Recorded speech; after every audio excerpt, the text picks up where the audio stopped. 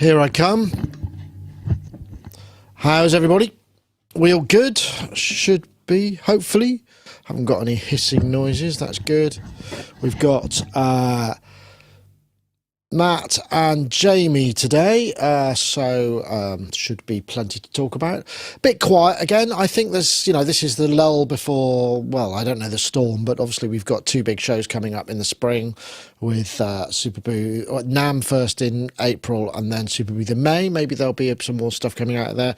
But also I think there's just a bit of a slowdown in the release of certainly new hardware, just because, it's more difficult these days. But yeah, I thought I would check that out. Also, I want to point out we've got the no, it's not that, is it? Is it this one? There we go. EMOM is coming up. You can get to that via the link there, but also it's on bit.ly/Sonic EMOM 2. There'll be a live stream as before. We're hoping to improve things even more, starting to shape up. We've got plenty of acts, just trying to organise the headliners. That's my plan. So anyway, I hope you're all well, and big shout out to the people over at Breeze Block Beats over in Frome. We went over there on Saturday night. Crikey, honestly, it was, I didn't realise, Andy drove, and I didn't realise that he'd not been to Frome, which is, about 12 miles away from Butt. So he put the sat-nav in, and I just thought, oh, he knows where he's going. But actually, it took us through kind of all sorts of weird country lanes, and it was possibly one of the foggiest nights I've ever been in a car in. It was terrifying. It was really sketchy. And so it took us about an hour to get there.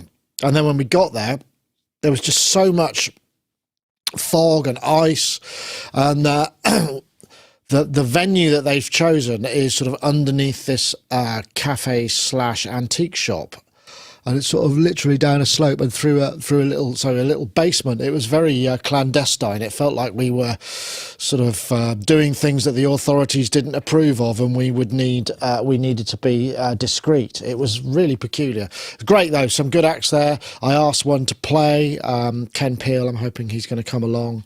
And so yeah, we're a bit but yeah, it was great. It'd be good to go there again. Gaz did a set there, although he didn't get to his finale. He didn't quite get his timings right, and also I think they cut him a bit short, which was a bit of a drag. But I think they had very hard out, and they were running a bit late. But it was a good night. Let's have a look what's coming up in the IRC and whatnot. I suppose, could I? No, there's probably not much point in that. I could throw that all up there, but he runs the what was that? Frome Brewing Company. Sorry, I missed the thread of that conversation. It was good fun though. I think I've got that one. I can run that. So I can't quite read this this stuff. I suppose if can I make that full screen? I don't know if I can. I don't need to have full screen now. Make that full screen, and I can see it coming past. Jim H, your mate used to run a pub in Frome. Okay. Oh, we went live on YouTube already. Oh, that is annoying. I beg your pardon. That means that it's all going to be screwed up. Damn.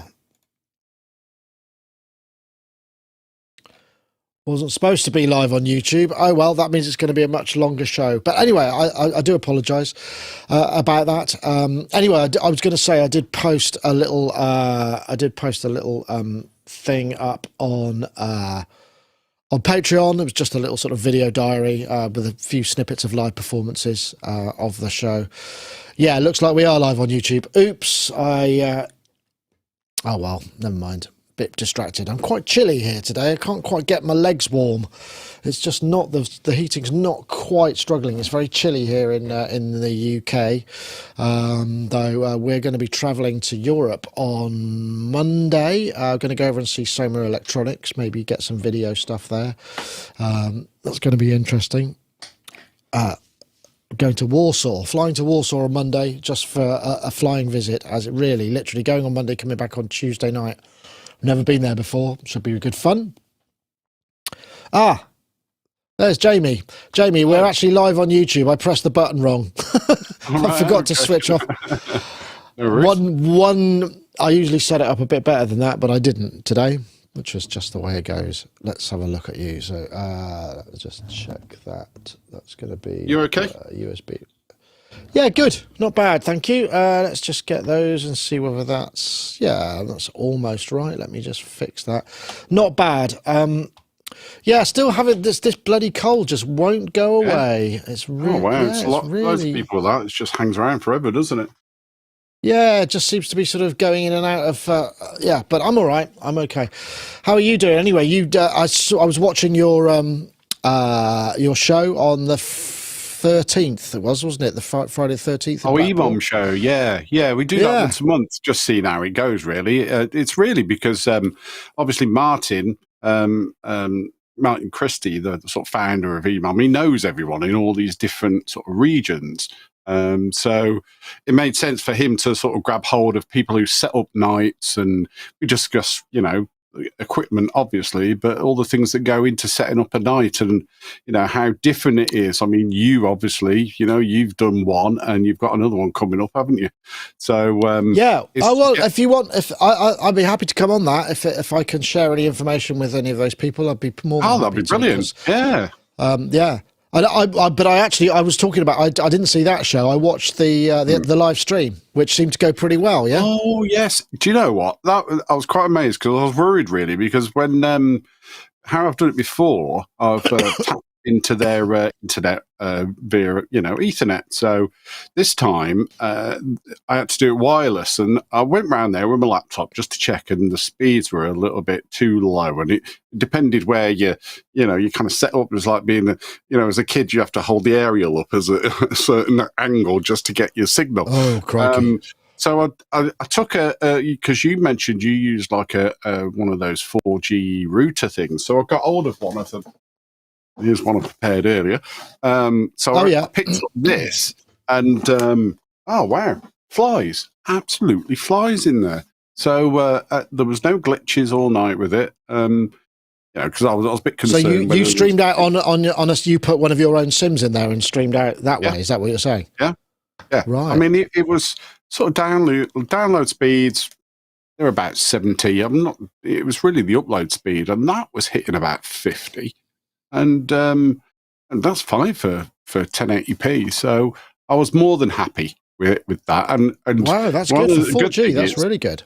I was very impressed with it. And I thought, just in case, because I think you mentioned about Speedify, where you can link your two different internet sources into one, and if one drops, it takes over. So I kind of had that in the background if I needed to turn it on, but I didn't need it. It was great. So yeah, I was very happy with that. Well, more on that, because we bought a last time when we were at the show. They had a Wi-Fi point on the wall, which was power over Ethernet, and I tried to tap into that, put in a router. And I've now bought a power over Ethernet router, which will get its power over Ethernet and pass it on, so that way we can bring it into the system. So that's the plan. We'll go wired this time, so we might not need Speedify, because with Speedify, for those who perhaps wonder, it's a way of bonding. You can kind of link all the available internet connections and either kind of bond them to the one big pipe, or have it kind of go, well, this is the one I want to use. If that fails, go to this one. So there's lots of different ways to do it. So it's a very it's a belt and braces thing. We'll use it.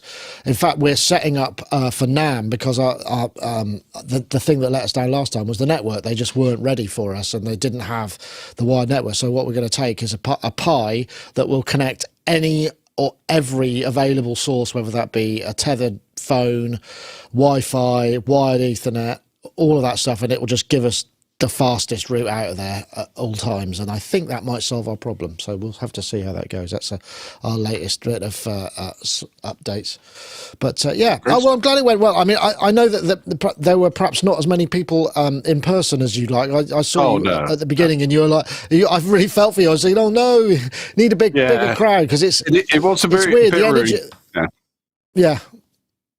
Yeah, Blackpool's not exactly the home of electronic music. I mean, yes, there was a little bit with West End Boys and all that lot, Pet Shop Boys, but that's about it, the claim to fame. Here, it's usually Elvis impersonators. And while I could do a turn like that and get more people in, I don't think that's really what people on the stream would want to see. Maybe you could get Dreadzone in. Do you remember Dreadzone used to have their singer was a sort of he's dressed like Elvis. I seem to remember. Wasn't there? Yes, Dreadzone had a sort of get them to show up. Yeah. Oh, we do have Little Boots. She lives here. Yeah, down in. Oh, she'd be great. She's really good as well. She is. She's awesome. But I mean, I'm quite happy with, it's sort of. It is normally when I've seen these nights and been to them, mainly in the audience, it is the people who are going to perform. That's pretty much how it is in open mics in general anyway. So, but yeah, it'd be great to get more of a kind of, an audience just to sit there and see what happens. But I don't know. It's time. Time will tell, I suppose. I think we're still at the beginning of all this. So what I'm thinking about is trying to bring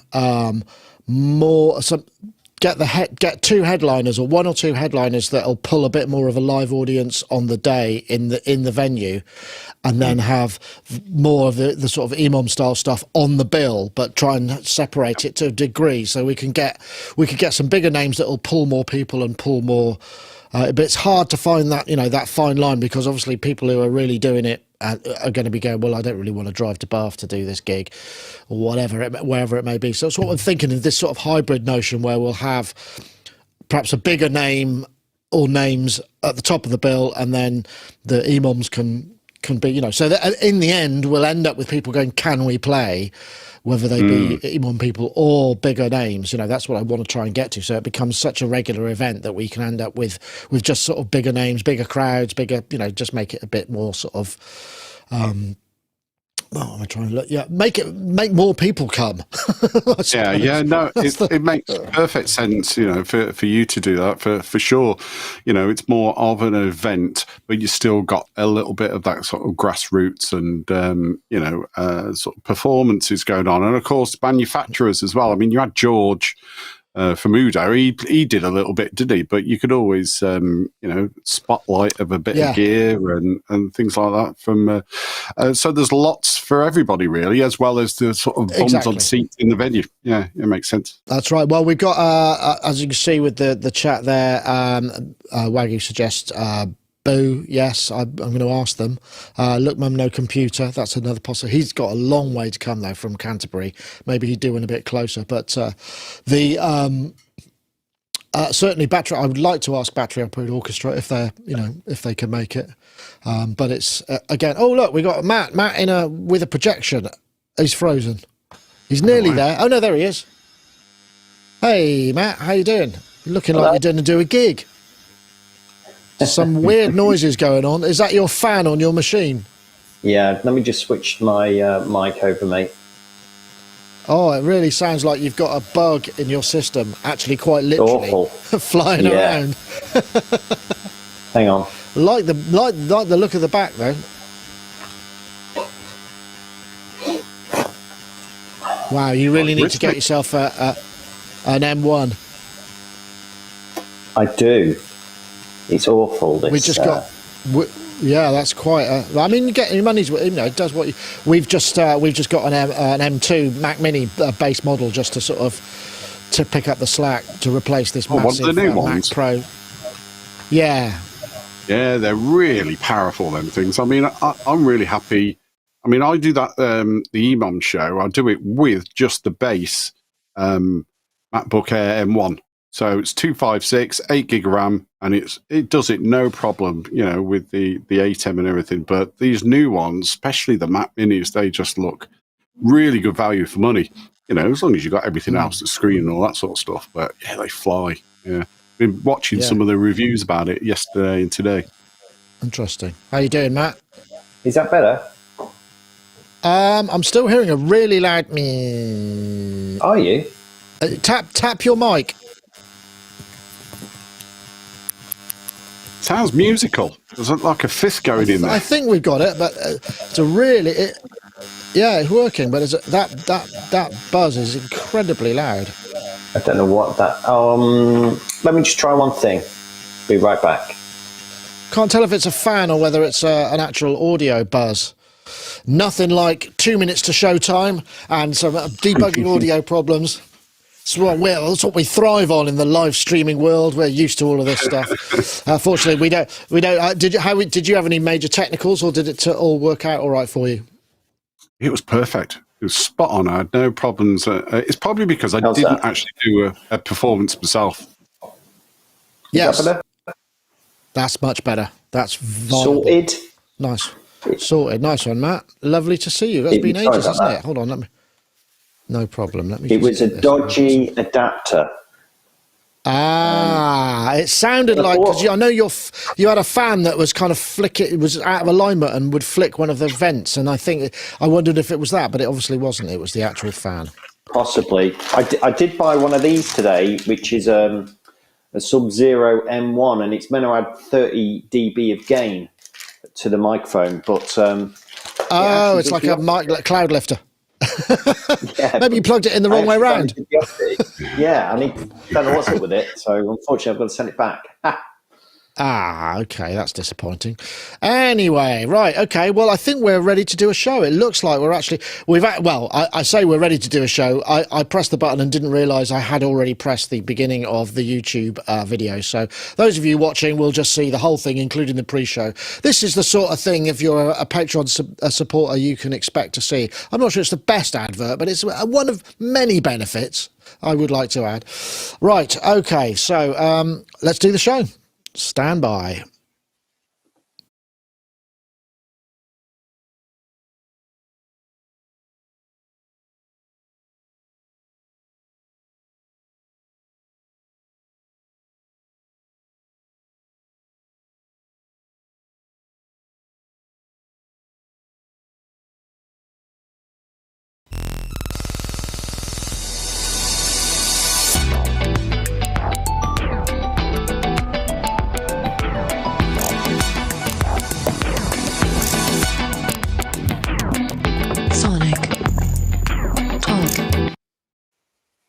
Hello everybody, welcome to Sonictalk live, streaming today on Wednesday the 25th of January. I've pressed all the wrong buttons in all the wrong order. Those of you who've been watching this on YouTube will realise that this is actually the whole thing, including the pre-show. So congratulations, because of my ineptitude you get to see the whole thing, which is what you would miss ordinarily unless you're a Patreon supporter or watching on Twitch forever, whatever. But no worries. But I suppose as I mentioned the word Patreon, I'll quickly put a plug for it in because I've got a button to press that hopefully will bring that up. Why not consider joining us on Patreon? For the price of a cup of coffee, you get ad-free versions of everything that we do. There's also lots of exclusive video. A recent one is another 30 minutes of Osmo's demo that we shot with Gaz and Christoph. There's patches, there's sample downloads, there's also all the pre-show Sonictalk stuff that we don't post anywhere else. If you want to join us before the end of the show and you pick our upper tier, which is still only a couple of cups of coffee a month, you'll get your name over the end credits. Thanks very much for watching. Yes, as I say, that's sort of slightly moot, and I must have recorded that when I was in the middle of my cold, which has now nearly left. Anyway, this is the Music Technology Podcast. We talk about all things to do with synthesizers, drum machines, samplers, software, AI, streaming, live production, music production, plugins, basically anything to do with the technology behind the production, the performance and playing of music. So we want to say thank you very much to everybody in the chats. We've got people in the IRC. We stream this live to Twitch, to Facebook and to YouTube, so please, wherever you fancy it, and you can find the audio version on wherever you get your podcast. I think we go everywhere, so I know a lot of people do listen on audio, which is very kind of them to do so, and sometimes that traverse to work, or maybe we don't do a live audio stream actually. That's actually quite hard in a weird way, just not available. Anyway, let's get on to introducing a few of our guests, or two of our two guests, in fact. We'll start with Mr. Jamie Morden, who is, in fact, Geosynths. Geosynths in the office. Last time we spoke to you, you were just about to do your latest EMOM event, which was in Blackpool, and you did it, and it went all right, yeah? Yeah, it was really, really good. Yeah, it was a new venue, the Royal British Legion, which I find a little bit challenging to put in my mind, having electronic music in the Royal British Legion. But it all went really well. It was 9 acts on. I ran a little bit late with it, but it all worked really well. The stream came out great, and as I mentioned, I'd used this 4G thing. So it was all totally wireless, and there wasn't a problem. So yeah, I did that, and I'm just now sorting out the next one, which is February the 10th. So blimey, you're really racking them up. James Glue there. Yeah, I'm trying it. Just to see what it's like, really. But I've got 3 new acts that are coming on. The only concern I've got is if it's going to be the same acts every single month. So. But it's turned out it's not. But yeah, got that. That's for fun, that side of things. Other than that, I'm just kind of working on patches at the moment. So for the Mini Freak. Little Mini Freak, which really does punch above its weight, really. I've been very impressed with what I've been able to get out of it so far. Yeah. Yeah, it's great fun, I must admit. And that the whole thing that you can use oscillator 1 into oscillator 2 for these kind of it's almost like you can hijack oscillator 2 to be more DSP effectively. It's really clever. And I know they've been, because obviously since that came out, there's been the VST version, and you can use external audio ins to the VST version to do that processing as well. So nice. That might come up as a question. And of course, all your patches and stuff, geosynths.com, that's where you make your bread and butter and do your everyday stuff. So excellent. Nice to have you, Jamie. And we've also got Mr. Matt Hodson, maths. That's 3 maths.com. You're looking like you're a TED talk or something about to go on stage. I like your backdrop. This is your new are you in your new pad?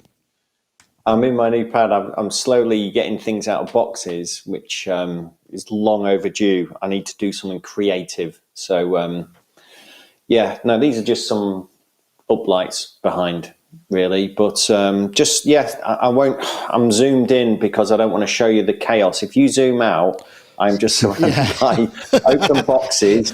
There's bits here. There's adapters. There's gimbals. There's you name it. It's everywhere. I've got things that are trying to be delivered so I can get things working that I keep missing. And anyway, but I'm getting there. What can I say? I needed to drop in for a bit of sanity. And chat all things music production with you guys. So, and I really enjoyed that EMOM, by the way. It's really cool. Jamie, good stuff. And you, Nick, both of them have been really good. So, loving what you're doing. Keep it up. Well, I'm hoping to persuade you to come along, actually, Matt, to the next one. If we can make that work, that's what I'm counting on. Well, I'm gonna make it happen. I'm definitely gonna try and make it happen. So hopefully we'll get you along. It's interesting, isn't it? I think there seems to be a desire to get out there and do a bit more stuff, and this idea of just doing, we do talk a lot about the EMOM thing, but I think that it seems to be a movement that's gaining force, and it's really encouraging a lot of people who would not normally come out of their comfort zone of maybe just playing stuff for their own pleasure and giving the confidence to go, I could do that. I can make 15 minutes. Anyway, yes. Anyway, Matt, so how is the studio? Are you kind of nearly there, or you still got some way to go? Are you setting up inside before you go outside, or what's the plan? Well, someone's just told me to lower my seat, so I'm just going to quickly do that because apparently I'm too high. There we go. No, I'm very much at the minute taking over a spare room while I'm planning on building a studio in the back garden. That is the plan, but the price of wood and concrete and steel has gone up tremendously. So. It's either that. It's actually, Nick, to be honest with you, it's like build a studio in the back garden, or have a massive extension on my house.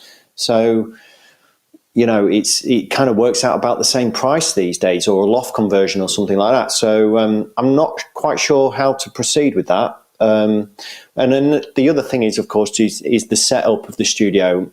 Anyone who's kind of packed down their studio and then you reset it back up gives you an opportunity to reflect on how you want things positioned, This time I'm integrating more lighting and camera setups and stuff like that to do live streaming easier, and some of the reviews that I do for Sonicstate as well. So I'm really, it's quite challenging actually, just the kind of logistics of it's hard enough. It's hard enough without that, isn't it? Absolutely. I mean, us music producers, this goes for all of us on here. We're producing audio visual content now, you know, in our studio. So you've got to have that audio visual integration now. It's not just banging out some music and putting it on Instagram. If you want to take it seriously, and I'd like to step it up like you guys on YouTube and do more delivery, then you need this kind of decent video, decent cameras, decent lighting for sure. Yeah. No, I agree. It's all become much, all included, and in some ways, it's a bit like owning a pub and not serving food. You know, it's that sort of, you've got to maximise your stuff. Even though I'm a big fan of pubs that don't serve food, I mean, in fact, I went to our local pub, which is just along the road from the Emon venue that we're using, and there was an Adam and the Ants tribute band on Friday night. And we were thinking, what on earth? There's only 2 songs, isn't there? But we counted 11 that we knew, and they must have played for 2 hours, and they were about 12. Wicked. But they were great. It was really good. Anyway, that's really got nothing to do with anything. I don't know why I even brought it up. Let's get on to some topics, shall we? Because there are, in fact, a few things to say. Before I do that, I wanted to actually say, yes, don't forget, do come along to our EMOM event, which you can get tickets from. I've put the YouTube placeholder up, but if you go to bit.ly/SonicEMOM2, there's all event details. And also you can a link to if you want to put yourself forward to perform either there or at future ones, because we're planning on doing more. You know, that's the plan. We're trying to get them in. Anyway, let's have a look and see where we are in terms of topics. Hopefully we'll get to a few questions today as well. So if you've got any questions for the panel, just type in the comments beginning with a capital Q, and hopefully that'll show up in our massive, fantastic system that Wagoo helps administrate. Thank you very much, Wagoo, by the way, for moderating the chat and all of those things. Very much appreciated. And thanks again to Dom for all the back end stuff that he's done as well. Right, so let's get on to a topic. So this is SPL Transient Designer. Yeah, interesting. So SPL Transient Designer, let's just take that. This is a piece of hardware that many people will probably know in terms of software, because they do U Audio do one. Let me see. I think I might have a video. Have I got one? Yeah, I think I have. Let's just throw. I'll put that in there quickly. This looks a bit different, but essentially it's a piece of hardware with 4 channels of this, the Mark IV. SPL's Transient Designer is going to become... And what it does is allow you to change the envelope shape, the transient attack, and sort of sustain/release volumes by up to sort of 15 dB, so you can really massively shape things. Sustain and match the gain with the output control. Then I can add some punch with the attack.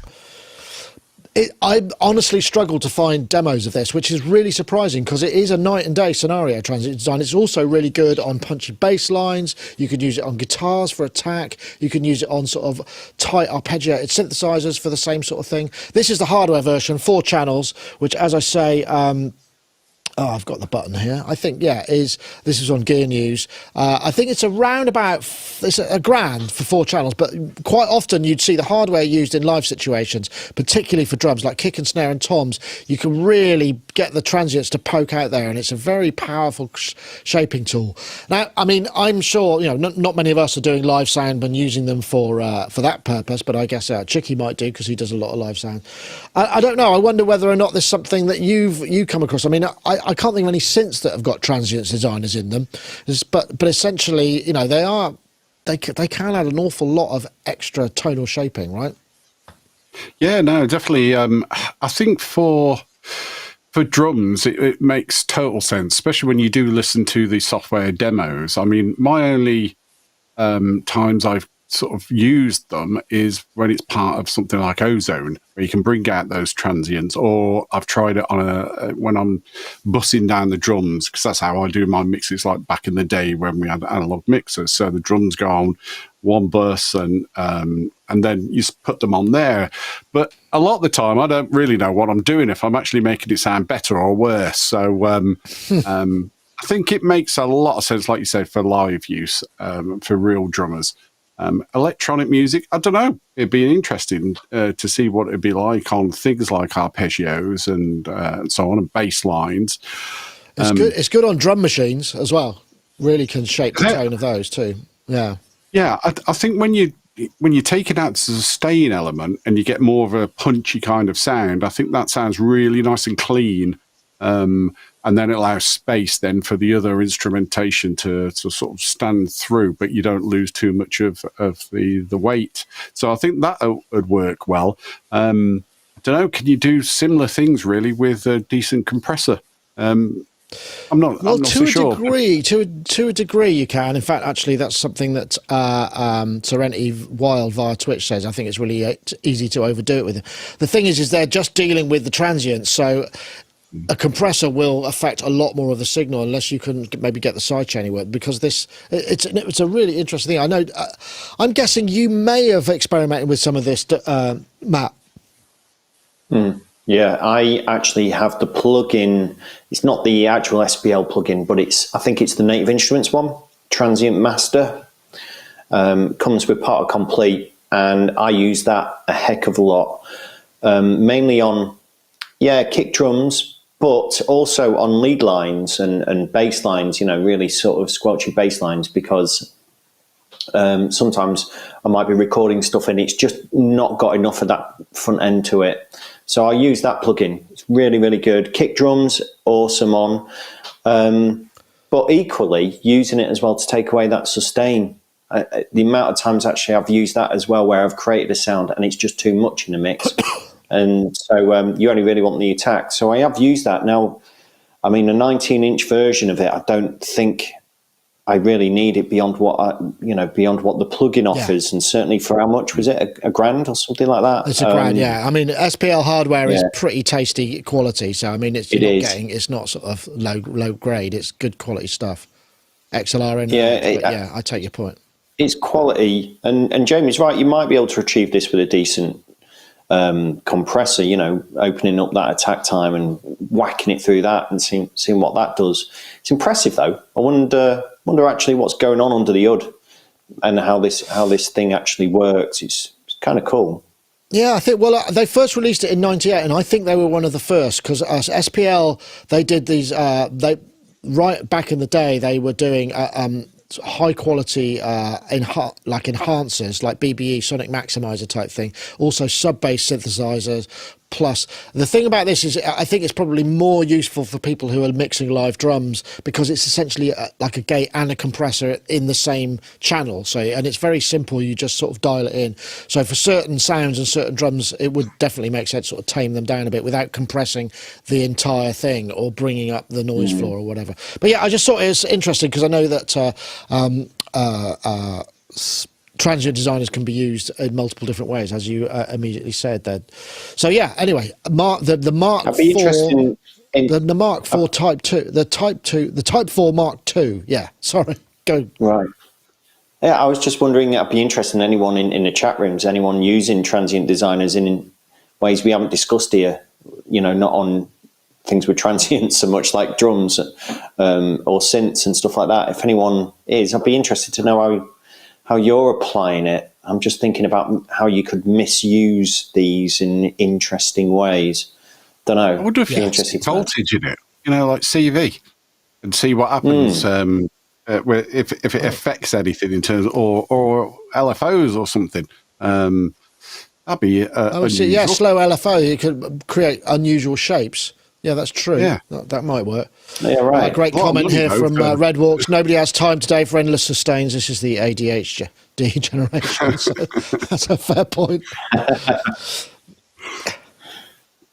Okay, all right. Well, I just wanted to mention that. I thought it was kind of interesting. So anyway, let's just have a little word from our friends over at iZotope. Baby Audio make creative effects plugins designed to add colour and depth to your mixes.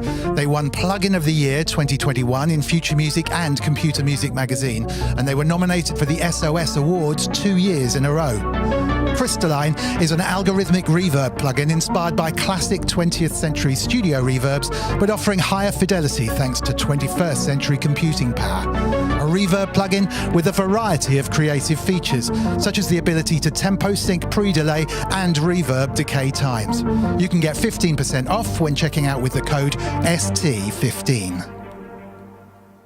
And once again, thanks to Dom for the voiceover. Inadvertently, I must send him a fee for that, because I don't think he meant to actually be used every week. And also, thank you very much to Baby Audio. Please do support us through supporting them. As we said before, sponsors are harder to come by, so we like to please them where we can, and we do like to make sure that we bring people who are sort of not trying to sell you betting or anything out of context. Okay, right. Let's have a look. See what we've got next. Oh yeah, this might be something close to your heart. This is the Erica Synths. Well, it should be. Damn! It's all going wrong. I'm getting it all wrong. Yes, there we go. It's the Erica Synths Transient Designer Mark IV. No, Erica Synths Mind Phaser. This is a complex oscillator, and this is really the news that Erica Synths have taken on Hex Inverters products, because they announced they were going out of business in September, but just due to kind of COVID and supply chain issues, and Erica Synths are going to start taking on some of their stuff, including the Mutant Brain, which is a very highly regarded MIDI CV, and the Analog Percussion Engine, and the Mind Phaser complex oscillator. So you'll be able to get those in the future. I think Erica Synths have got quite a tidy manufacturing system themselves. I think they're based in Lithuania, from what I remember. I know this is probably more up your street, isn't it? Because I don't know if you've got any Hex Inverter stuff, whether or not you're going to be missing them, but I know that a lot of their modules are really popular. Yeah, I've got, I think I've got is it the bass drum that they do? The Entity bass drum, I think, is them, Hex Inverter. And do you know what? When I saw this news about Erica Synths taking these on, because the first thing I heard was Hex Inverter were closing, and I was like, oh no, not another company having to close because of chip shortage and rising fees and that kind of stuff. But then when I saw Erica were taking this on, big fan of Erica, as you know, from the Perquons Yes. drum machine, which I absolutely love.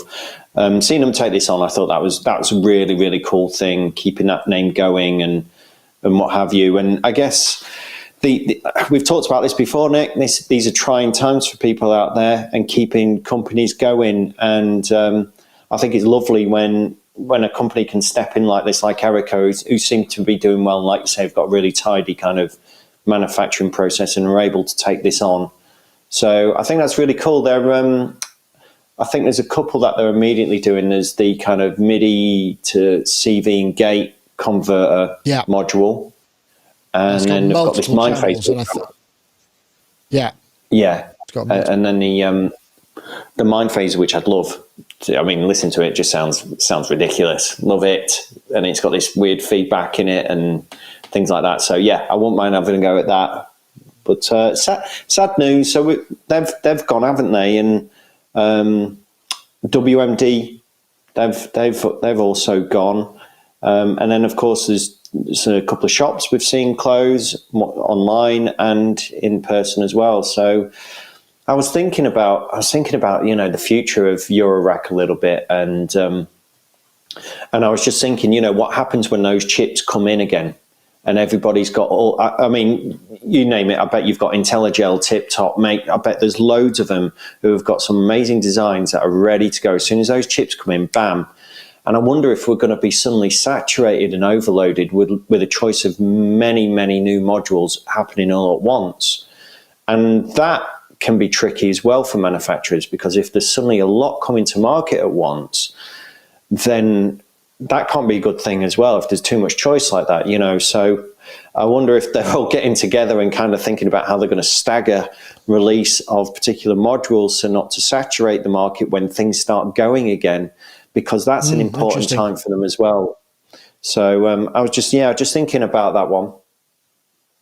Well, I think the thing is what can often happen is you get lots of back orders, and then people, assuming that those back orders will be honoured when you've got the stock is potentially a little dangerous, because obviously people might have gone or moved interest into something else, or maybe their focus might not be so much on the gear that they were interested in. So it's I mean, it sounds, it's just like an awful nightmare of juggling. I don't know how hard it is. I mean, Jamie, are you finding that your sound design side of things is affected because people are maybe less able to get the synths that they maybe want your patches for?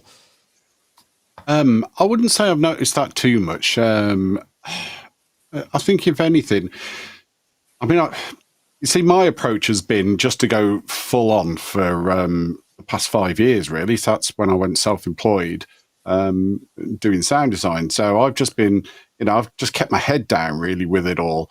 And even though things did slow down, as we know, I mean, the past sort of 6-7 years has been amazing for synthesizers coming out. So there hasn't been a shortage of synths to work on. Granted, the past couple of years, there hasn't really been a lot of new ones that have come out. So, but in some ways, that's allowed me to go back to the ones that I've already worked on, because generally with me, I'll buy a synth. I'll make volume 1, and that goes towards paying off, the synth and overheads of the rent of the office and HMRC and all that business, if I can. Some synths better than others, it's just the way it is. But then volume 2, volume 3, that's when I start earning a bit of a living. So touch wood, I've been okay with it, and I think it's because I've worked on, and I've done 23 different synthesizers that I've made patches for. So it's that kind of trickle effect, but it's a sausage factory. That's the thing. I mean, it's not low, it's not low quality, but it is. I rip out a good old sort of 15 patches a day, depending on the capacity. Wow, I mean, that's it. Yeah, of course. I mean, that's interesting. And do you struggle? I've always asked this of everybody who makes patches. How do you name them? Do you have a kind of first thing that comes into my head? So it could be anything. It could be Mr. Green. It could be anything that pops there. Because you can't just go warm pad number 3 or anything strings like that. 4. Yeah, strings 4. So like the old sort of Japanese synthesizers when you first got them in the back. But no, it's the first thing that pops into my head. Of course, you do gravitate a little bit to things to do with space and technology. You just do. But it all depends as well on how long you're allowed to name your actual patch, because some of them, you got 8 characters and that's it. So, but yeah, that's sort of generally how I think about it. But this sort of thing, I mean, modular, I've got like a bit of a case, but it's all sort of low cost, and probably the most expensive stuff I've got is a bit of the Moleco things. This kind of thing scares me to death. It's like the next level, or maybe even the level above that of complexity. That my mind would just steam would be coming out my ears trying to figure this thing out. But it's amazing what people like maths can do with this sort of stuff. I'm certainly more aware of it over the past few years. And, that kind of cliche of bleeps and bloops, that's gone. The amount of things that people are producing with modular. I mean, like at your event, your EMOM event, the last 2 guys, the sounds that were coming out of that PA was just blowing my mind. It was like, I have not heard these before, and it was just a kind of different sort of sonic world. And but I think there is that barrier of getting into it, as well as financial barrier as well. So, I mean, taking what Matt was saying about, all these ones that may come out at the same time, but as we know, some of these modules are very expensive, relatively. So maybe there will be a bit of a trickle of those. But yeah, this is really Matt's territory, not necessarily mine. I enjoy it. I think it's interesting that because we went to Breeze Block Beats in Frome on the Saturday. Those of you who are Patreoners will have seen the little video I posted up from there. And there were lots of experimental stuff. And Gaz went to play, and Gaz had a really 2 cases. He had quite a lot of stuff, and he was so enthusiastic about the process of what the things were doing. It was really interesting, and I think it depends, because I think, Matt, one advantage you've got is, you know, you're into the process, but you also are mindful of what actually comes out of the audio outputs as well. There's a sort of sense, you know, you to retain a musicality and not get lost in the midst of what is possible or what a nifty function is very difficult. It takes a certain amount of self-discipline, I would imagine, or having a lot of time to explore it and go, okay, I'll look at that feature some other time. At this point, this is what's going to do the thing for me. So I think there's a real skill there, and it isn't for everybody. And a lot of people use modular because of the process, and they enjoy the process. And I think that's totally fine. Obviously, I mean, there's nothing wrong with doing that. Lots of people make music and are into music technology again just because they like designing workflows or doing whatever. They're not necessarily all that bothered about releasing tracks and whatnot. So yeah, I mean, I don't know. Do you find you have to catch yourself sometimes and think, actually, I'm going down a rabbit hole here, I need to be a bit disciplined, or do you just let it wash over you and your instinct guides you through? A little bit. At the end of the day, it's always the musical output, and then I kind of reverse engineer stuff. So and I've had a few people comment on this, that I'm not that kind of modular purist like some other modular users out there who, you know, use a lot of sample and hold and things like that. I don't do that. What I do is kind of reverse engineer sounds. I kind of go, I really like the sound of this big, fat synth sound. How can I make that in modular? Oh, well, I take a couple of modules, put them in stereo, do some FM, wicked. That I've got a really nice bass sound then, you know, and then your kicks and your drums. And then I want to make something really musical with it rather than something a bit more random. I love random stuff. I love generative stuff. I love playing around with sequencers that have got those functions in it. But the musical direction that I've gone in, I suppose, is I make tracks and I like to be able to reproduce those tracks. And this is actually, I'm going to be doing a video on this soon, actually, about this idea of making music with modular and then repeating it. And how do you do that? Or is modular all about sort of making music in the moment and then that's it, it's gone? Well, for me, I like to rock up at a venue and play tracks that I made 2 or 3 years ago. So I've got a method for that, about how I can exactly get the same notes coming out, not necessarily the same sounds, and perform that live. And it must be a live performance aspect for me. So, yeah, you know, and I'm just designing a little skiff now for another for doing live stuff. You know, if I do make it down to your event on the 11th, about what I'm using there, and the starting blocks are always, well, sequencer, drums, big fat bass lines, and some effects, and the sequencers, of course, you know, once you've got the notes in there, they're there forever.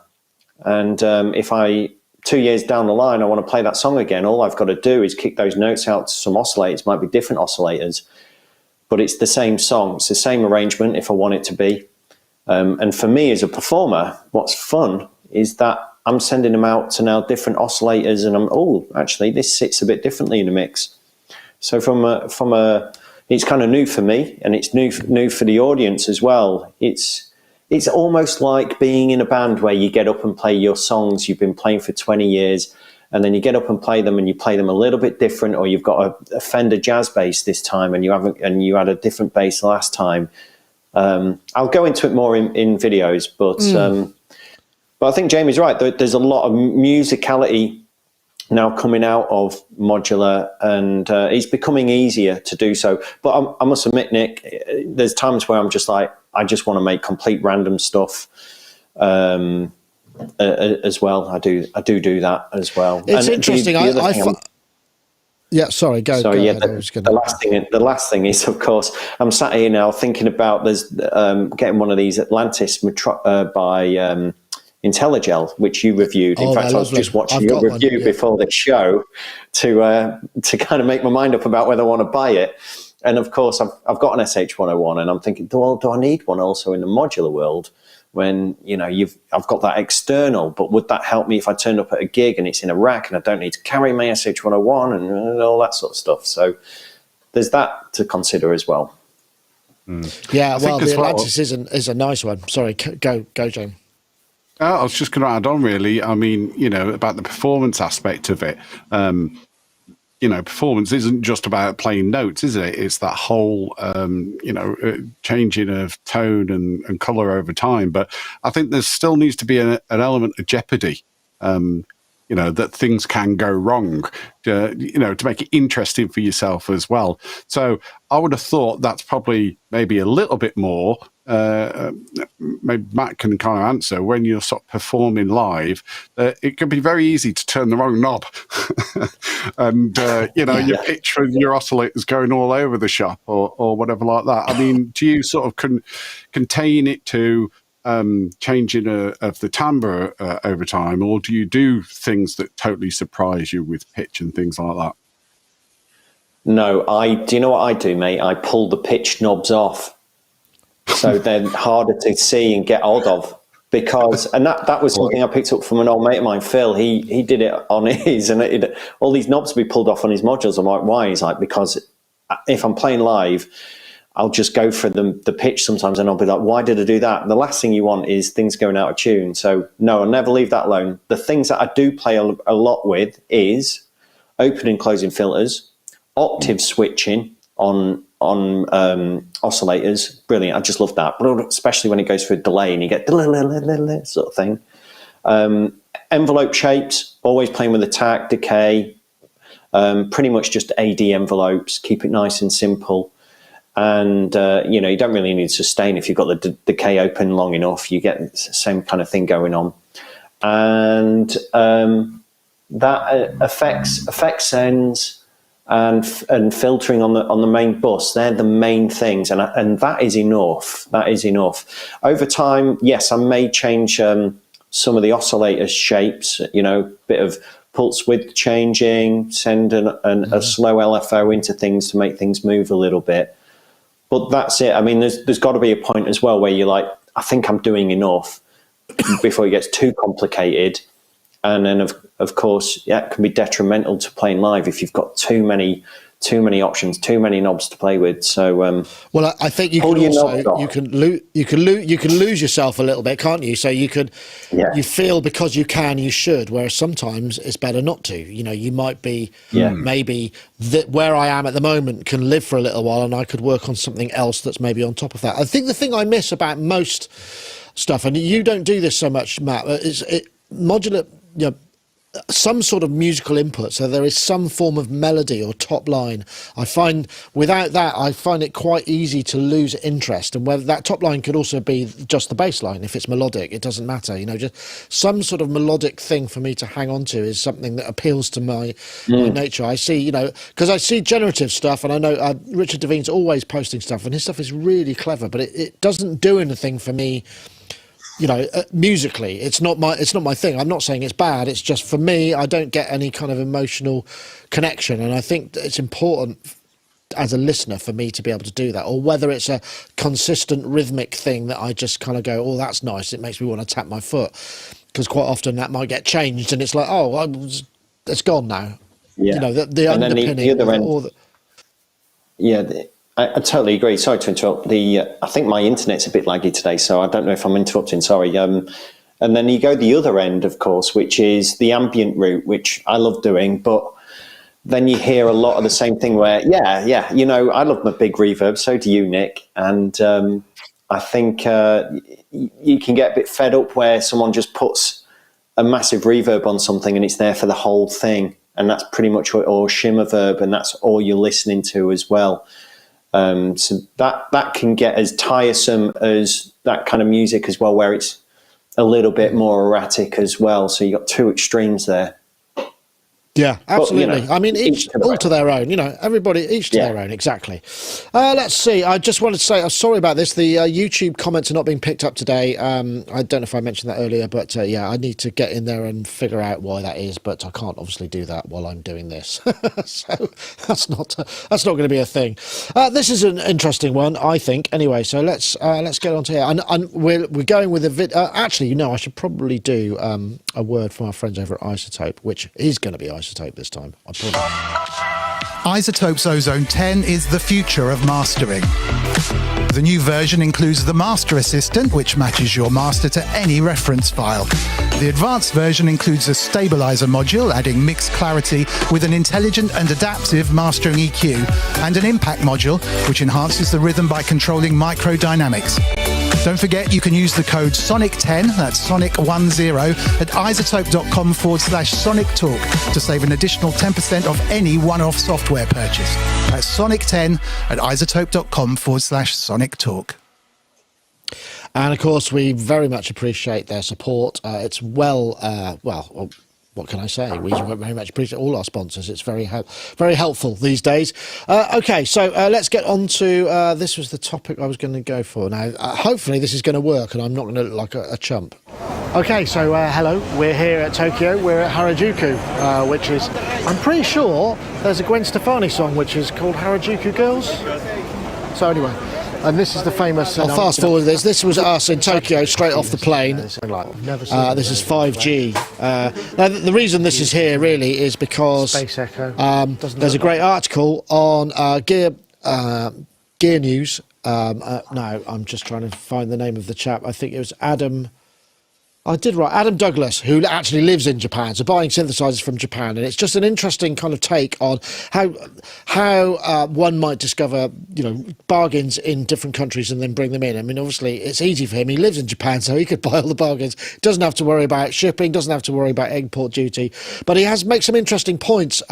It's certainly in Japan, the quality seems to be very high. The low prices also, they're often immaculately clean, although there are a lot which are immaculately smoke covered and almost look like they've had smoke breathed on them directly for years. I mean, there's also that as well. But 5G, there are a couple of synths there that literally just look like they were coated in nicotine. It's kind of which is a thing. It looks kind of interesting, gives it a certain amount of character.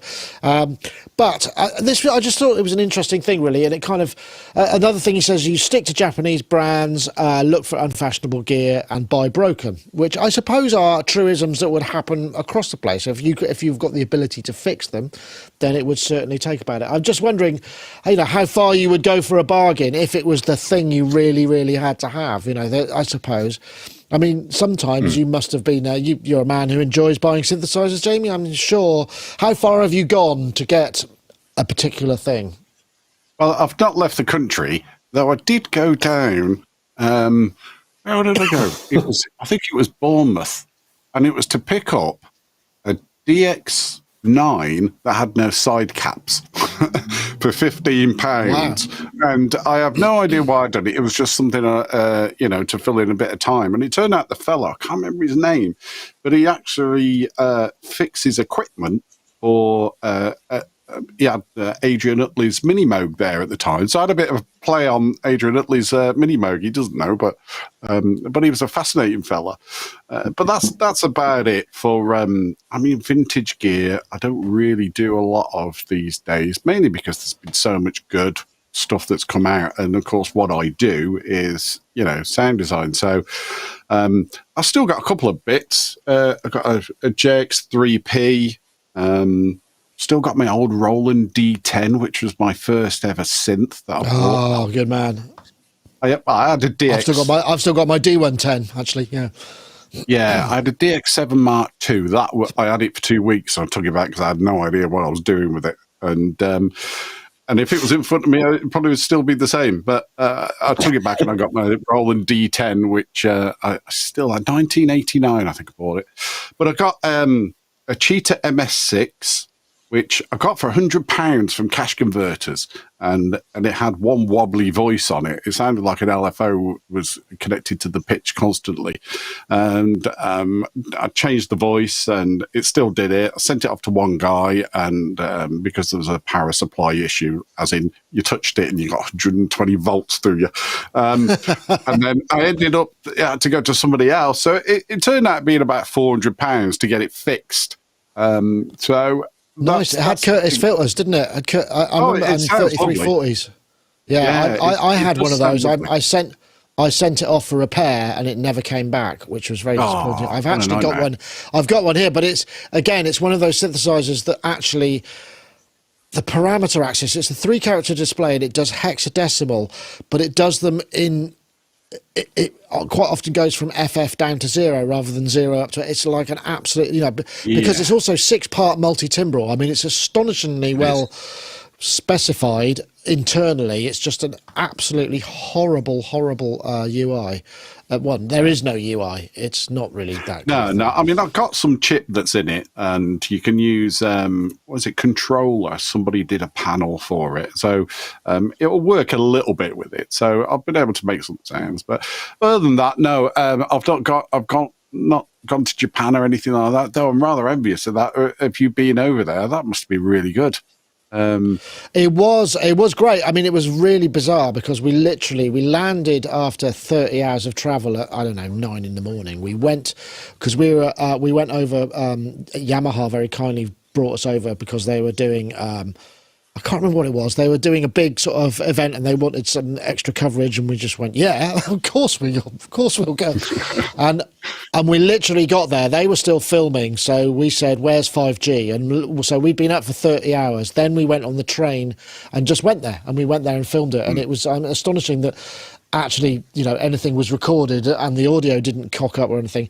And it was bizarre. I remember walking, so we walked in, I think it's in the video, we walked in, and the lift opens, a guy comes out and goes, hey, Nick. I was just like, whoa, this really blew my mind. I mean, I suppose if I'm going to see anybody who knows my face, it's going to be someone like that. But it was at the time that the Rugby World Cup was on. So he was an Australian who was over for the Rugby World Cup, as were many of the people that were travelling at the same time. And he just, because he was into synths as well, he was having a look at 5G while he was there and sort of combining his two passions. But yeah, it was a great... Really, did you buy anything? No, we didn't. There was no. To be honest, I was so out of it. I think if I'd actually bought something, I wouldn't have known what I was doing, and also getting it back, because I mean, I'd have had to ship it back. I wouldn't have been able to carry it because we only had limited amount of luggage space, and so no, I didn't. But there are some bargains to be had for sure. I mean, 5G is probably one of the more expensive places because it's so well known. But I don't know. I think if I'd have been you, mate, I would have ditched all my socks and underpants and I'd have stuck a RE Space Echo in my bag instead and brought that home, But looked like it was a good price. Yeah, well, maybe I mean it was like a pilgrimage, really, and it was just such a wonderful experience to go and see it. I mean, I think it was partly made otherworldly by the fact that I was so out of it, and it was because that sort of jet lag is really bonkers. But bizarrely, the rest of the trip, because we ended up staying up, because we were waiting for the people at Yamaha to get the train from Tokyo, where we landed, down to Hamamatsu, which is about 300 or 400 miles away. So by the time we got to our hotels, it was about midnight that night, and we'd been up the whole time. And I fell asleep and I slept for 8 hours, and I woke up and I had no jet lag the rest of the trip. It was absolutely fantastic. I really did not expect that, but I would recommend a trip to Japan for anybody who's considering it, because it is a very interesting country to go and visit.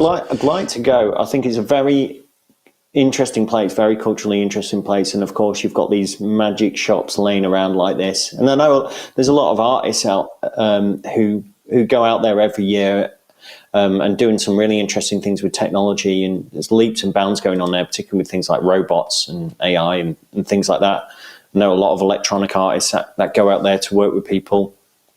And I did know about someone as well who used to actually bring a lot of stuff over from Japan, a lot of SH101s and stuff, take them to the local repair guy, get them fixed up, spray them and sell them for a lot of money. But I think the repair guy cottoned on what was going on and realised he was getting a short end of the stick, and so started doing it himself. Well, fair enough. I mean, I think the thing is, but shipping money, doesn't it? Yeah, it's shipping things is risky. I mean, we bought a Suzuki, the Suzuki Koto thing. I can't remember what it's called now, and that came via eBay from Japan, and it didn't show up for weeks and weeks and weeks. And Andy was sort of going, "What's going on?" And he said, "No, I've sent it." And it's like, "Have you? Where's the proof?" "Oh, I don't know. I can't find it." And then it just showed up. And it was like, there it is. So, I mean, Wicked. it can be a bit of a lottery, and obviously you're not terribly protected in those situations. I mean, there are some places, you know, I mean, you get eBay seller protection, but that's not so much the point. It's still a very long, protracted thing. Oh, I it mean, is, shipping yeah, shipping things internationally is expensive and complicated. I mean, as we know, particularly in Brexit Britain, which means you have to pay additional duties and VATs and things. So it does get kind of expensive. And I know certainly in America there was not so much now, but a few years back there was a lot of import duties put on things with electronic components in, and so really kind of all that stuff is complicated. But it's that dream, isn't it? I mean, it's almost if you imagine going somewhere, it's like going into space and you end up on a planet which is full of the most amazing instruments and synthesizers, but you've only got like a tiny little spaceship to get back. Sometimes there's nothing you could do. You've just got to enjoy it while you're there. You know, sometimes it's not practical. It's likely to cost you a little bit more, but you know, there are ways and means. I think, you know, people bringing things back in their hand luggage, you know, smaller things, and maybe that's what we'll see. We'll see the proliferation of smaller desktop units coming to and fro. Maybe that's what will happen to a degree. I don't know. I mean, it's also, you know, some people are just in this just to make money from these kind of things, which is, if that's what you're doing, then that's what you're doing. But, you know, I don't really tend to buy stuff with the thought of, oh, I'm going to make a load of money on this and then I can just flog it. And I was actually wondering recently about, you know, when Behringer was releasing and announcing like the SH101 clone and all that kind of stuff, I was wondering if we was going to see the prices of SH101s come down, because essentially you could get one from Behringer. Yes, it's not 100% the same. I'm not going there, but it's close enough. And I did wonder if we was going to see a change in the market, but I don't think we have. Maybe Jamie knows more of this than I do, but I don't think we've seen those prices come down on those clones, the originals, have we? I've not really seen much of that. I mean, you only need to look as well at things like, you know, when they launched the Model D, and at the time, Moog stopped doing their Model D remake, but of course now they've brought it back out and it costs even more. So, you know, I don't think because you don't have all the rest of it. You don't have the history. You don't have the keyboard. You don't have all these kind of functions.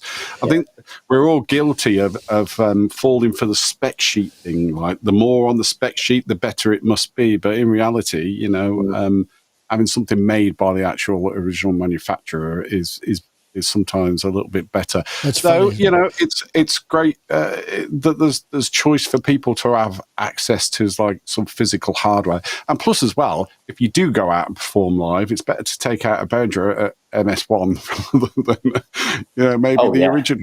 So, you know, so there's that. Absolutely. And I know some people are really hoarding modules from makers who have gone under and thinking, you know, these are the... Yeah, this is the money of the future, and people are kind of think, I'm not selling this because that company doesn't exist anymore. And there are modules like that. You know, there was the QMMG by Make Noise, which was these kind of 4-Vactral low-pass gate, and they stopped doing them. I had one. I bought one off a mate of mine. I wasn't that interested in it. I used it for a bit and sold it for the price that I got it for. But they go for thousands now. In the same way that Schweiman, sadly, we lost the founder of Schweiman, Mayho, and all of their modules have gone up crazy prices as well. So in the module market, we're starting to see early days of particular modules and manufacturer ones that are very desirable, people hanging on to as a golden nest egg for the the yeah, I guess not so. Me. Yeah. It's tricky, though, with prices at the moment. Oh, sorry. Yeah, everything is going up massively, isn't it? I mean, 30% is a standard sequential. I've just ordered the Trigon 6, and when you look at what the Prophet 6 and Obi 6 prices are now compared to when I bought them new, when they were sort of first out, I mean, it kind of irks you a little bit that you're paying that lot extra for what? You know, so I can't gauge prices at the moment. They just they seem a little bit unreal, and especially when some synths haven't really gone up much as well over the past couple of years. So Yeah, it's interesting. I was I just did the Dreadbox Hades reissue review, and that's 349 quid, 399 US dollars, but 292 euros. So if you're in Euroland, you're getting a bargain because it's made in Europe or constructed in Europe. So you're not paying any of that shipping duty and cross-border stuff. So those are the sort of that's where the prices are getting up a little bit. But that's just economics, and we're in a weird world when it comes to that. I thought we might do a few questions because we've got a few. Excuse me, and we haven't done any for this one's going to be quick from John Van Eaton. This is for you, Jamie. Does that DX7 Mark II have a stereo out? Did it? God, I think they did. Didn't It they? was so long ago. It had a noisy out, as I remember, but it was 2 DX7s in one, as I remember, and I'm sure it had a floppy disk, but I had it for 2 weeks, no manual, and I had no idea what it was doing. You had the FD, right? Okay. Yeah, it was DX7 Mark II FD. I remember it well. That's right. Yeah, I'd sold my decks, my vinyl decks, and I'd done 6 months of extra shifts in the casino because I used to work in the casino, and then that was it. I stuck my money down on that, and in fact, I had to put in a Casio drum machine RZ1 to get some money as well with them. But I just went back, and then the D10 that was much better. In hindsight, yeah, well, it was a multi-timbrality, wasn't it? It was a big enabler. That whole generation of Roland's started M32, the MT32, and the D110 and the D10. They were really big enablers, and the W30. I think that whole strata of keyboards launched a lot of people's careers just because it was then you were able to create these multi-timbral arrangements in real time without having to have all of that stuff and multi-tracking, and it really spoke to the emergence of the new MIDI, which was obviously something that we've had since then. But I mean, to be able to do all of that stuff in real time, I mean, that was just. I think it's probably a bit underestimated that, because those early multi-timbral synthesizers were hugely influential. I mean, that's what I started with. I started with the D110 as well, and I had an MS6 too, as I said. But okay, let's get on to another one. Okay, here's a good one. This is from Ian. Let's see. This is via Wagoo, but it's for Ian McGurren YouTube because our links. What's your best synth audio bargain? I once got a Yamaha CS40M for 60 quid. Oh my goodness. And an SCI Pro One for £450 with a Juno 106 throw. I'd like to know where you're finding that stuff, Ian, because that is a real bargain. My best bargain was I had an SQ10, a Korg SQ10, the original sequencer, and an MS50. I'm sure I've told this before. And I swapped it with a guy. Oh, no, hold on, wait a minute. No, I had a Pro Tools rig. That's right, I had a Pro Tools rig, and I wanted, it was a 4-channel Pro Tools rig, and it was, old, new bus, ages ago, but they were still quite hard to find. And I swapped it with a guy from Lyon, and he sold me, so, and for those who don't know, in Lyon, in France, there used to be a Korg factory down there. So what I thought I'd bought an MS-20. I got an MS-20, an MS-50, and an SQ10 all arrived in return for my out-of-date Pro Tools rig. Go figure. That's the best deal I ever got, but that was a bargain. Matt, who's this? Check, this is the new addition to the studio, and guess this is Juno. Is that a lurcher? It is a lurcher. Yeah, appropriately named Juno. Nice. It's probably my best bargain. How many voices has he got? Enough. One really loud. Yeah, one really loud. No, best one that I ever got was charity shop find cash converters, Juno 106, which they were selling really cheap because it was a bit wobbly. Got it home, swapped out the battery, job done.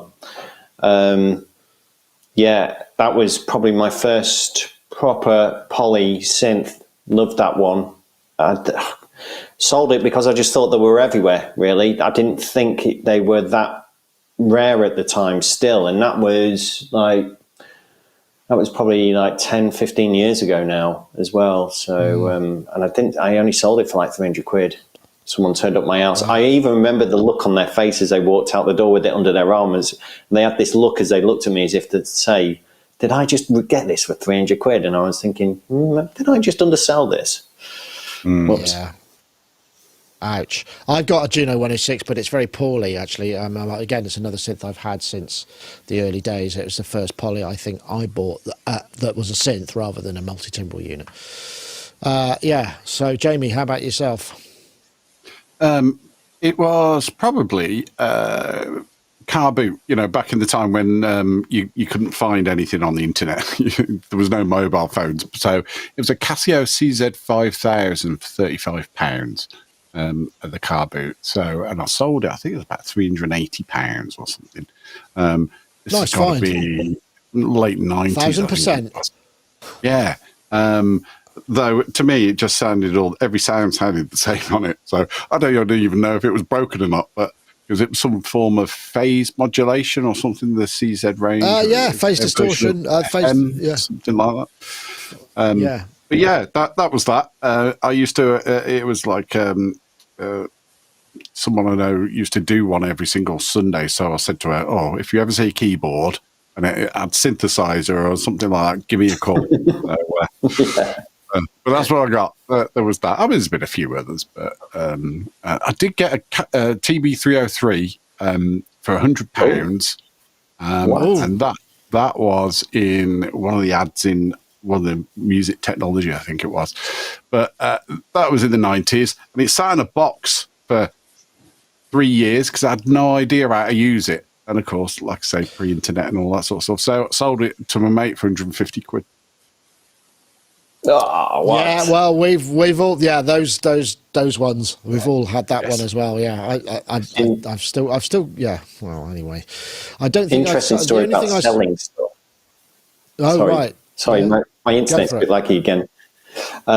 Interesting story about selling stuff as well is I had a Korg, the vocoder VC10, I think it is, and I put that, I think, in Friday ads or something. Met the guy at train station in London, Victoria, and we sat there having a cup of tea, and he was checking it out, and we got talking and stuff. And I didn't realise he was one of the guys from Solwax, and then I remember reading he was in an interview with them a couple of years later in a Sound on Sound magazine, I think, and they were talking about this VC10 they bought off me. And they were like, oh, yeah, I bought this VC10, but it's got this really weird quirk to it where it's constantly out of tune by exactly half a semitone, and you can't fix it or something. And I didn't know. So I bumped into him at a gig when he was playing here in Brighton, and I just said, look, I'm really sorry. I didn't realise it was out of tune like that. And just goes to show how good my tuning hearing is. But just a bit of a weird imperfect pitch. Yeah. Yeah, nice. Okay, we've got another one. Let's have this one. Yeah, this is from Nick Howes. Let's bring this one up. Yeah, Nick Howes. How, now that both Arturia and Korg have released VST versions of current production hardware, I guess we're talking about the OP6 and obviously the Mini Freak, what are the floodgates opening for more of the same? That's an interesting idea, actually. I mean, it makes sense in the way that all these manufacturers want to get as much money out of the R&D as possible. So the amount of money that Arturia will have put into the algorithms and the digital side of the code inside the Mini Freak, the fact that they can now kind of reutilize that and sell it at obviously a much greater reduction, €99 I think it's currently, but it's going to be going up a little bit more than that. That's an interesting thought. I guess, Jamie, that's kind of, for you, it sort of is great because you can write patches for more than one thing at the same time. But do you think this is going to be more of a thing? I mean, I can't see how it's not going to be, personally. They must be thinking about those too. I hope so because it certainly makes things a lot easier when the whole workflow is you've got this physical controller, but you can just quickly as a snapshot see your modulation routines. That as we know that with software editors, but having it so it's got sound engine in as well. they've kind of taken it that step a little bit further than what Roland had with their plug-out technology.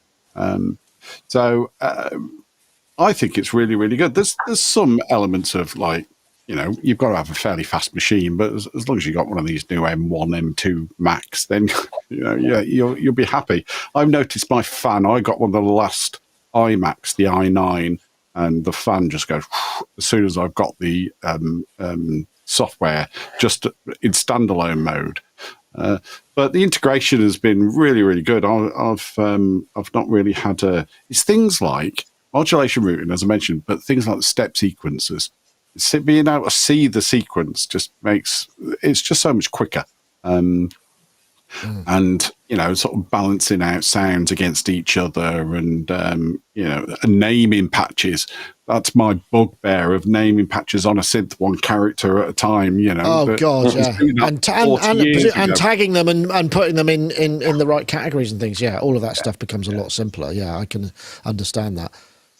I don't know. It seems like an obvious. It seems obvious, doesn't it? Really, because I suppose the thing is being able to make something. If you can emulate, if you're making something in hardware that has analogness to it, and then you can emulate that analog. Because I mean, I guess the main thing that's analog in the Mini Freak is there's two things. There's the VCA and the VCF. So if they can get good emulations of that, which, as we know, Arturia have sort of built their business on emulating analog circuitry, so that makes sense. I think for somebody like Dave Smith or Sequential or Oberheim, it's a different story, and there will always be a room for that. But I can imagine. I mean, it's the same in modular world, isn't it? Because there's a lot of the mutable stuff is available just in code, doesn't have to have the hardware. The FACO, you know, they're all in there. So yeah, you can get all of that in VCV, which is really interesting. Instro, so I was surprised when I saw that. I thought, hang on a minute, why are you doing that when you sell in the hardware version? Does that not go against your business model? But I think, like Jamie and yourself have just made some valid points there about why some people may gravitate to that. Plus, that could be an entry point to them then buying the hardware version as well, which might be the business model there as well. So, you know, I'd certainly open up things in VCV Rack, give it a go in there, and I'm like, oh, yeah, okay, it does what I want it to do. Now I'll go spend 350 quid on the hardware. Now I know it's exactly what I want it to do. So, yeah, I can totally get that and seeing that happen. I'm just trying to think, like, you know, is this something we're going to see more and more of, and would we like to see more? I wonder. I wonder. You know, I don't know. I think the thing is what I find interesting is because the Arturia thing, I think €99 feels like a good price. This is an intro price. It's going to go, the Mini Freak, you know, VST or AU, whatever it may be, is going to be €199 when it's, you know, reaches its full price. I mean, that to me seems a little high, but I suppose then it might encourage you to buy the hardware more. Whereas I would have thought if you went cheaper on the emulation, then you'd be more likely to go to the hardware because it would do much, you know, there would be a big differential, I suppose. I mean, having the hardware and being able to control. I think it's an interesting strategy. I don't know kind of where that works. I mean, I'm sure they've looked into all of this stuff, and maybe it'll never reach €199, or maybe it'll be on, or maybe it will and it'll work. I don't know. It's kind of hard to be specific about it, but it's a very interesting trend. Okay, well, I think I'm going to call it a day just because we're getting more questions in, which is great, and we'll leave them in the system for next time. But the YouTube commenting thing isn't working, and I need to get to the bottom of that, which I hopefully will be able to do before the next show. But though, actually, exciting news, we're going to Warsaw on Monday to see the people at Soma. They've got some factory stuff. They want to show us a few things. It's going to be an interesting trip, just literally going for the day. Never been to Poland, never been to Warsaw. And then, so I don't know if I'll have a chance to fix the code because we'll be out of the country unless I can do it on the plane, which might be challenging. But thank you. Jamie, thanks for joining us this week. I look forward to more of your EMOM on February the 10th. Have you got any more videos in the go? No, nothing. Everyone that played at the last event is on there. And then, like I said, there's going to be 3 different acts this time. So I'll be streaming again and chopping them all up. Well, not them, but the videos. And they'll be there for everyone to have a listen to. Excellent. That's great. Pleased to hear that. And of course, the other thing to watch out for is Jamie's patches and the videos he does. And when's your next EMOM monthly streaming show, which is about EMOM rather than, because I wouldn't mind coming on to that if there's a space. That'll be the 12th, actually. Yeah, I'll do it a couple of days after. It's every second Friday of the month I do the EMOM, and then the following Sunday is when it's the EMOM show. Like, yeah, cool. It'd be great to have you on. Sounds great. I'd love to come on. Okay, and also thanks very much, Matt. It's great to have you. I love your background. I think that looks really good. Actually, I have to say it's a very slick and professional looking thing. It was a last-minute job. It looks great. So what is it? Is it just a bunch of LEDs? It's these really cool lights. Yeah, they're LED like globe lights, and then if you overlap them, you get this pattern. Someone said it looks like the NBC logo. Well, I tell you what, it reminds me of. It reminds me of one of those Mac desktop patterns that you used to get a couple of. It does. A couple of years ago. Okay. Just that's really good. I like that a lot. Magic. It's coming out of my back. They're real emanating things out of my back. They're not actual globes. Right. You've got wings. I've got wings. Nice. So, Matt, what's going on for you next? Are you streaming? I suppose your studio's probably not set up just quite yet. When are you back on track? When are you going to do some more reviews for us? Yeah, actually, sending you an email straight after this, Nick. Cool. And tomorrow I'm doing a live stream with the company behind this, Maya EMI. I don't know if anyone's seen my video on this already.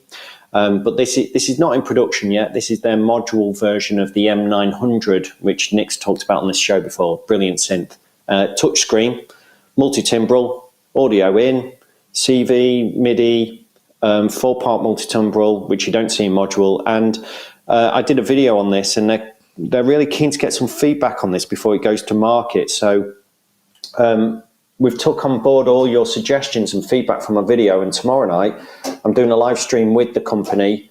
We're going to talk about those suggestions and see if they can implement them before it comes to market. So if you want to kind of be part of this journey of this module on its way to market, then do join us. And I'm sure, Nick, when it comes out, we'll do a review for Sonic as well. Yeah.